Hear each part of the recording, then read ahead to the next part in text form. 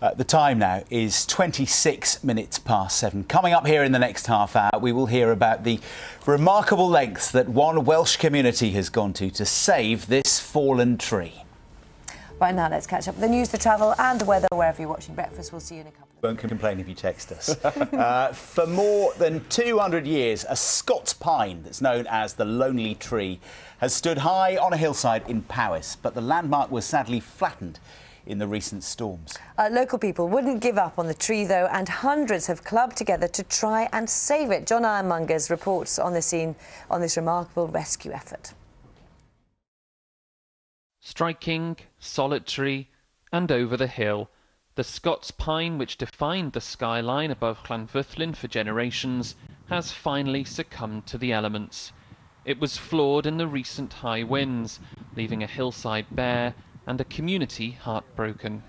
But incredibly, 2 weeks ago, the people of the town hatched a plan to save it. Local councillor and farmer Peter Lewis has agreed to take me up the hill to find out more. It's symbolic to Llanfyllin, the history of Llanfyllin. It's been here for generations, even centuries. So here we are then, Peter, we've made it to the top. And there's the tree. How far up was that then? Well, the tree's about 250 metres. Nicknamed the Lonely Tree, in truth it's anything but lonely. For centuries, people have come here to carve their initials, propose marriage or scatter ashes. But mostly, they just want to give it a hug, a tradition which is said to bring good fortune. We've been up here quite often and seen it, and yeah, we just sort of felt we wanted to come and say goodbye to it today.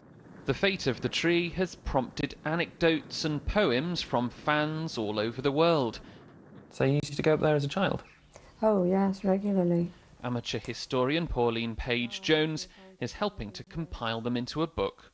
I put it on Facebook the day it happened, on the 12th of February, and immediately there was response from all over the world, from people who once lived here and heard about it, but also from strangers too.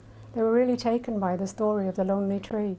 Local tree hunter Rob McBride has led the efforts to save the Lonely Tree and says it's just having a lie down. We're crossing fingers and we're touching wood that the advice from the Ancient Tree Forum to cover as much of the root plate as we can with soil to try and prevent any of the intact roots from drying out. The community rallied round with 30 tonnes of soil.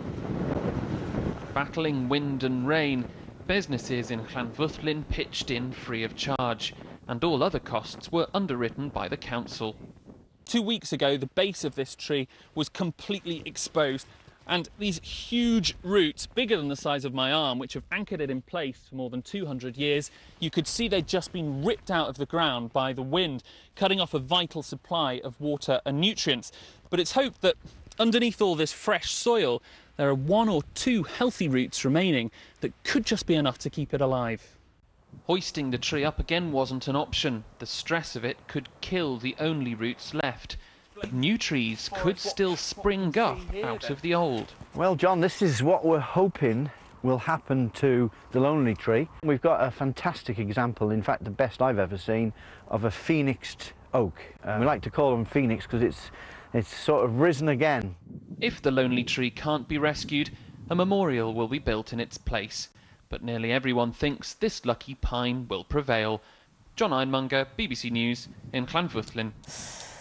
I'm not sure whether hugging the tree is going to help. I'm glad to see he was moving. I was slightly worried for a moment. I thought he collapsed. We'll have